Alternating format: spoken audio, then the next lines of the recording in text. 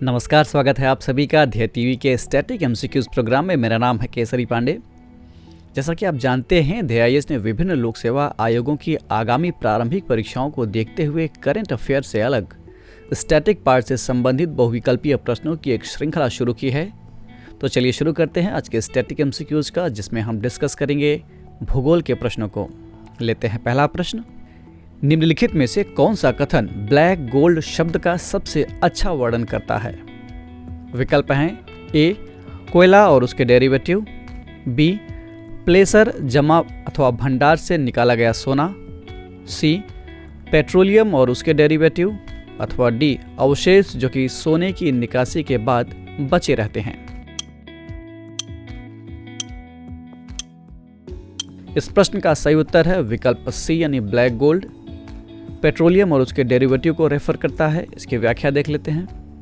Petroleum चट्टानों की परतों के बीच पाया जाता है और अपतटीय और तटीय क्षेत्रों में स्थित तेल क्षेत्रों से ड्रिल किया जाता है। इसके बाद इसे रिफाइनरियों को भेजा जाता है जो कच्चे तेल को संसाधित करती हैं और डीजल, पेट्रोल, मिट्टी के तेल, मोम, प्लास्टिक और स्नेहक जैसे विभिन्न उत्पादों का उत्पादन करती हैं।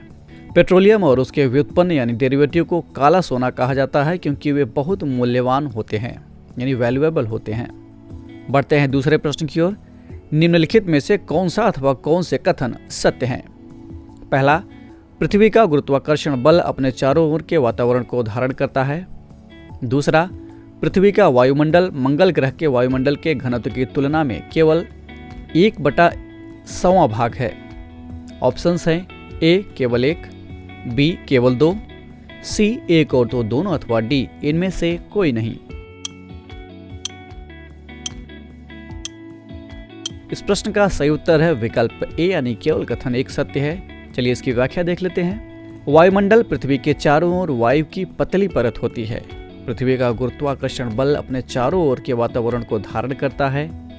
यह हमें हानिकारक किरणों और झुलसाने वाली गर्मी से बचाता है।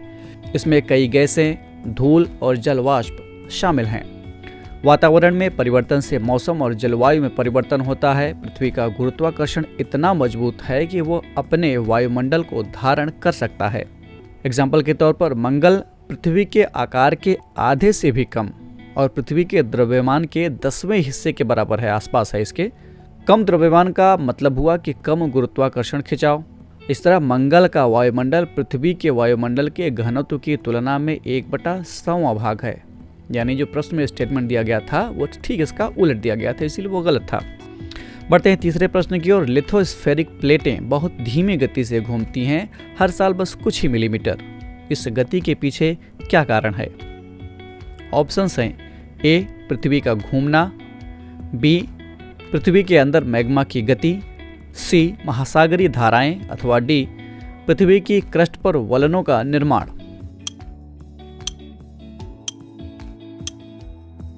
इस प्रश्न का सही उत्तर है विकल्प बी यानी पृथ्वी के अंदर मैग्मा की गति के कारण लिथोस्फेरिक प्लेटें मूव करती हैं।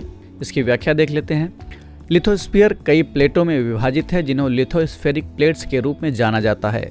पृथ्वी के अंदर पिघला हुआ मैग्मा एक गोलाकार तरीके से घूमता है। ये प्लेटें पृथ्वी के अंदर पिघले हुए मैग्मा की गोलाकार गति के कारण गति करती हैं। बढ़ते हैं चौथे प्रश्न की ओर। निम्नलिखित कथनों में से कौन सा अथवा कौन से कथन सत्य हैं? पहला, टॉर्नेडो और चक्रवात सह अस्तित्व में नहीं होते हैं। दूसरा, एक हरिकेन अथवा चक्रवात के घूर्णन की दिशा पृथ्वी के घूर्णन की दिशा से तय होती है, जो टॉर्नेडो के मामले में नहीं होता है। और तीसरा, हरिकेन की तुलना में टॉर्नेडो बहुत छोटे पैमाने पर होते हैं। ऑप्शंस हैं ए, केवल 1 और 2, बी, केवल 1 और 3, सी, केवल 3, अथवा डी, केवल 2 और 3।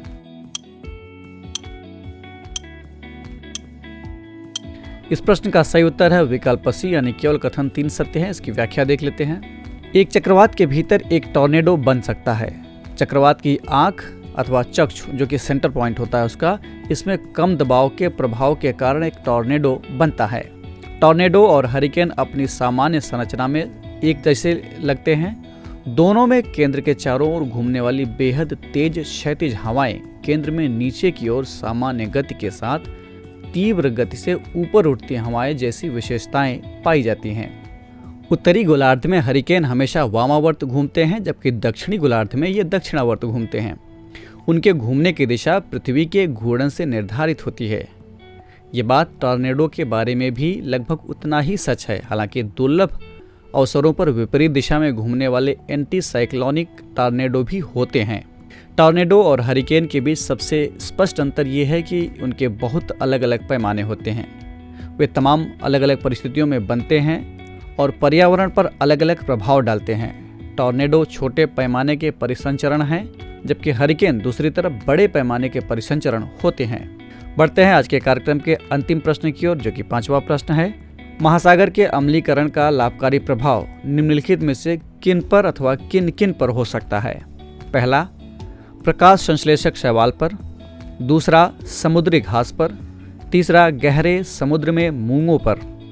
विकल्प हैं ए केवल 2, बी केवल 1 और 2, सी केवल 1 और 3 अथवा डी 1, 2 और 3।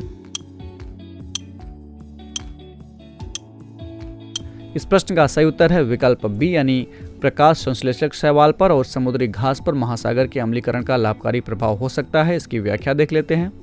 महासागर अम्लीकरण पृथ्वी के महासागरों के पीएच में निरंतर कमी को दर्शाता है, जो वायुमंडल से कार्बन डाइऑक्साइड के अवशोषण के तेज होने के कारण होता है। अलग अलग स्तर पर समुद्री प्रजातियों पर महासागरों के अम्लीकरण का प्रभाव पड़ने की उम्मीद है। प्रकाश संश्लेषक शैवाल और समुद्री घास समुद्र में उच्च कार्बन डाइऑक्साइड स्थितियों से लाभान्वित हो सकते हैं, क्योंकि उन्हें भूमि पर पौधों की तरह रहने के लिए कार्बन डाइऑक्साइड की आवश्यकता होती है। दूसरी ओर अध्ययनों से पता चला है कि अधिक अम्लीय वातावरण का कुछ कैल्शीकरण करने वाली प्रजातियों पर नाटकीय प्रभाव पड़ सकता है, जिसमें सीप, क्लैम, समुद्री अर्चिन, उथले पानी के कोरल, गहरे समुद्र के कोरल और कैलकेरियस प्लवक शामिल हैं। तो ये था आज का स्टैटिक एमसीक्यूज कार्यक्रम। कमेंट करके हमें ज़रूर बताइएगा कि आपके 5 में से कितने प्रश्न सही हुए। अगर आपको ये कार्यक्रम अच्छा लगा तो DIS के इस चैनल को लाइक, सब्सक्राइब अथवा शेयर करना ना भूलें। साथ ही बेल आइकन भी प्रेस करें ताकि आपको हमारे आने वाले सभी प्रोग्राम्स का नोटिफिकेशन मिलता रहे। अगले दिन हम फिर हाजिर होंगे एक नए विषय के स्टैटिक एमसीक्यूज के साथ। तब तक के लिए पढ़ते रहिए और बढ़ते रहिए। नमस्कार।